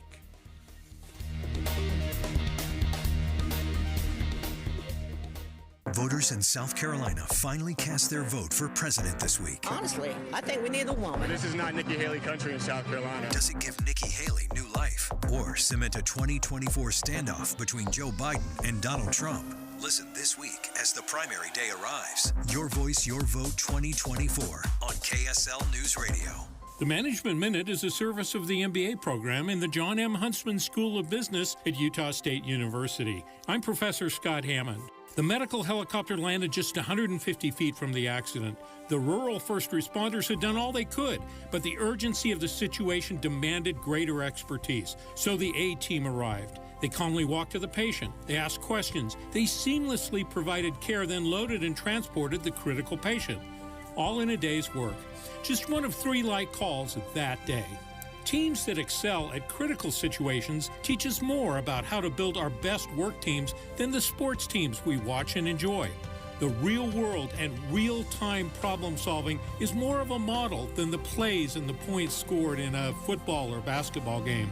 Learn more about what makes a great work team in an MBA from Utah State University. Go to utahstatemba.com. That's utahstatemba.com. I'm Scott Hammond. Hope to see you in one of our classes. We all hear the radio ads about the IRS. They tell you to be afraid, to be scared, and they try to frighten you into calling. I'm not here to do that. Tax Relief Advocates is different. TRA is here to tell you that if you owe money to the IRS, whether it's $5,000, $50,000, or $500,000, we have a solution. It doesn't matter if you're sitting in your car, at work, or with your kids. No matter where you are, call now. 800-530-9353. Don't lose hope. TRA can eliminate or reduce what you owe to the IRS. There is zero risk to you. If we can't reduce your tax debt, then you pay nothing. Our passion is taxes and helping individuals fix their IRS problems. We have a 5-star rating on Google and Yelp and an A+ with the Better Business Bureau. You don't need to be afraid of the IRS any longer. End your tax nightmare today by visiting us online at TRA.com or call 800-530-9353. That's 800-530-9353.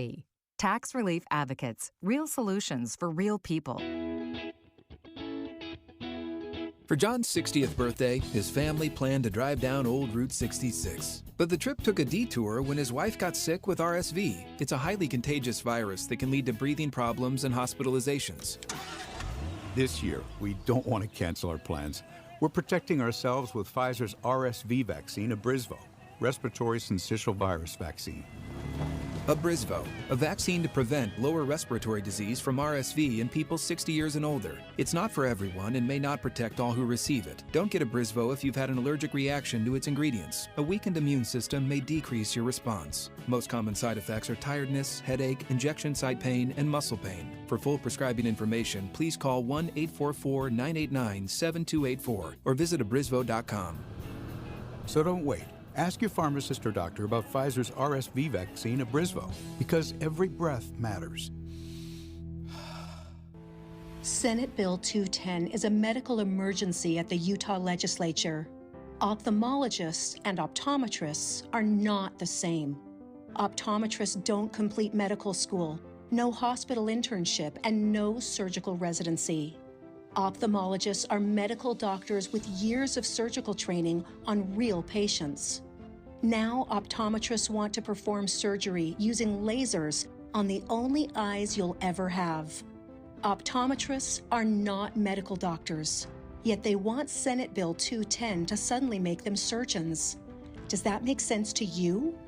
Your state senator can help stop this nonsense by voting no. It takes years of training to make a surgeon. No bill can ever change that. Tell your senator to keep Utah eyes safe. Vote no on Senate Bill 210. Paid for by the Utah Ophthalmology Society. I'm Jason Walton. In business, I mentor hundreds of Utahns as they pursue their American dream. The same dream career politicians treat with contempt. They send our money to our enemies abroad while shortchanging our veterans at home. It's not right. They're letting drug cartels escort criminals and terrorists across our border. It's time to stand up. So I'm running for the United States Senate. Stand with me. I'm Jason Walton, and I approve this message. Paid for by friends of Jason Walton for Senate. Hi, this is Doug Wright. Everybody knows I'm a movie fan, but I have to tell you, when it comes to Fiddler on the Roof, I have never seen it before on stage. Hale Center Theater's production is spectacular, better than the movie. Absolutely loved it. And by the way, my wife, who's somewhat of an aficionado, she starred as Seidel in her performing arts college production of Fiddler on the Roof. She said, this is spectacular. You're going to love the choreography, and the staging is remarkable, and the tunes, the music is just overwhelming. It's wonderful. Plus, I've got to talk about one scene in particular. This is where Tevye brings back Grandma to convince the wife that Seidel shouldn't marry the guy she's going to marry. The use of the stage and the aerials is simply breathtaking. Don't miss Fiddler on the Roof. It's playing right now at Hale Center Theater. Pick up your season tickets, gift cards, and more. Go to hct.org. Jeff Kaplan. When I was a kid, my parents got me a subscription to Newsweek magazine. I would devour every page into the night. And to this day, I sit on my iPad looking for stories for my Minute of News, flesh out our coverage, and I get to share the news with you. Jeff Kaplan's Afternoon News, 3 to 7 on KSL News Radio. With the three things you need to know this hour, I'm Dan Bomas. First, with the legislative session winding down, one bill it's moving through would let police use a wide variety of surveillance video. Second, Ruby Frankie and Jody Hildebrandt, who worked together to create social media on families, got identical prison sentences after pleading guilty to child abuse. Third, 2 additional suspects have been arrested in the shooting at Kansas City's Super Bowl celebration. Right now, 49 degrees and cloudy in Salt Lake City. Back to Inside Sources on KSL News Radio. Get deeper insights on the news from Inside Sources. Welcome back to Inside Sources here on KSL News Radio. It's great to be with you today. As always, I am Boyd Matheson. As we round out the program, I want to extend our conversation from the last segment, talking about the interconnectedness and some of the things that make that really matter. It's so interesting to me as I continue to study where the American people really are. Not where those inside the Washington, D.C. bubble think we are, but where we actually are. And as you look out across the country is clearly a center-left to center-right nation. And the vast majority of American people fall somewhere in that space. The very far left and the very far right are very loud. very prominent, very prevalent in our day-to-day noise machine. But they aren't real. And sadly, because of that, it does seem a little hopeless in terms of making any kind of change. And so you have this movable middle, this vast majority, center left to center right, who've disconnected from the political process. And they're doing that partially because they're exhausted and exasperated by it. They're doing it in part because they're living their lives. They're working at their jobs, they're raising their families, they're helping their neighbors, they're making a difference in their community. And so they don't have time for the nonsense that we have come to accept as political discussion, policy discussion in the country.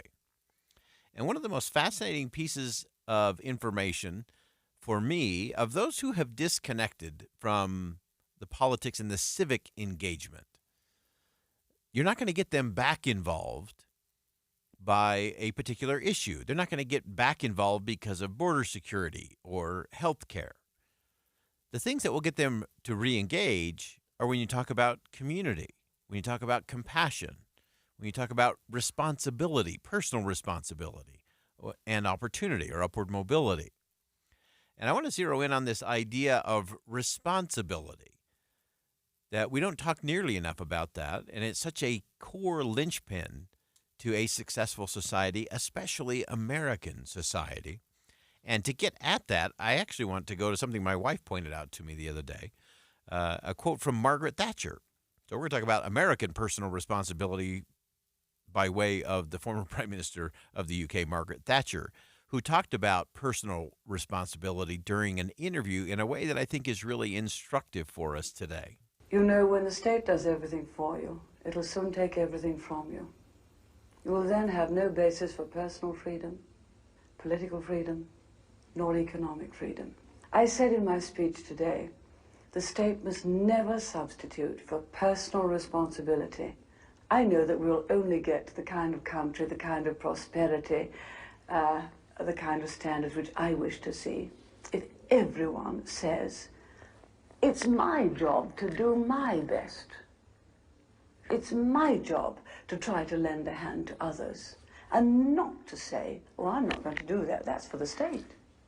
What sort of society do you think we'd have if you had people saying that? It's the state's job to find a job, it's the state's job to house me, it's the state's job to look after my family. Once you go, freedom is inseparable from personal responsibility. You know, there's a famous quote from George Bernard Shaw, if I can remember it. Freedom incurs responsibility. That's why many men fear it. Freedom and responsibility, they do go hand in hand. And it's that, again, interconnected responsibility we have for each other. That's also part of it. I loved how Margaret Thatcher talked about that. If we're always looking to government to solve everything, if it's the government's job to provide for your family, if it's the government's job to take care of your neighbor, if it's the government's job to take care of all of these things, then freedom is not likely to last very long. Because the government that can do all of those things is the government that can take away all of those things. But it's become so easy in our society to just do that, to abdicate personal responsibility and point to the government. There's a lot of shoulder shrugging going on in the country these days, not a whole lot of shoulder squaring, especially when it comes to our elected officials, because it is so easy, regardless of where you are, to point fingers, place blame, and say, that's not my job. That's not my responsibility. Or even just to think to ourselves, oh, someone else will take care of that. I have shared in the past the classic old story that I think is the epitome and the antithesis of responsibility and how we should actually approach it. And we frame it in the context of a story about 4 American citizens named Everybody, Somebody, Anybody, and Nobody. And so here's how the story goes. There once was a time when the country needed the citizens to solve a critical problem that threatened the freedom of the nation. Well, everybody was sure somebody would do it. And while anybody could have done it, nobody did it. Somebody got angry because really it was everybody's responsibility. Yet everybody thought somebody would do it, but nobody asked anybody. So everybody thought a community meeting would help. Sounds logical. Somebody couldn't make it and suggested that anybody could come up with a plan to solve the problem anyway. So a few weeks later, when everybody checked in, nobody had done anything with anybody, so somebody recommended they have another meeting. Well, when the problem became a true crisis, somebody blamed anybody and everybody for the problem. Nobody got serious about a solution to the problem that anybody could have come up with. So while anybody could have done it, somebody would have done it, everybody should have done it, but in the end, nobody did it, and freedom was lost. And that's the problem when we abdicate personal responsibility. We all have a role to play. And when we abdicate that, when we shrug our shoulders, when we say, no, that's the state will handle that. Big government will take care of that. Somebody else will deal with the issue. That's when we get into problem. That's when freedom is in its most precarious spot. And so it is about personal responsibility. It is about living with each other in a different kind of way. When we each lean into our personal responsibility, it actually builds trust.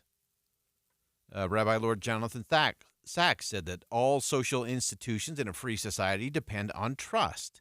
And trust means being responsible, honoring our promises, doing what we say we'll do. When that breaks down, the very future of freedom is actually at risk. And so we do have to have that kind of responsibility. If we want to have trust in society, that's the test. If trust breaks down, social relationships break down. Society then depends on law enforcement agencies or some other government entity to use force. And then there's this vicious cycle. When force is widely used, society is no longer free.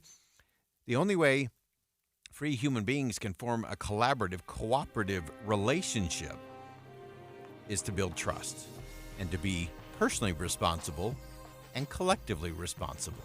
That's how community actually happens. All right, that wraps it up for us on Inside Sources today here on KSL News Radio. I am Boyd Matheson. Thanks for joining us today. And as always, as you go out into the world today, make sure you see something that inspires, say something that uplifts, and do something that makes a difference.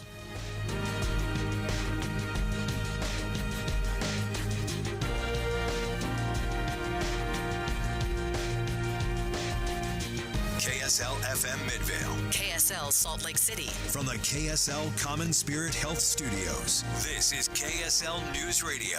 Utah's news, traffic, and weather station.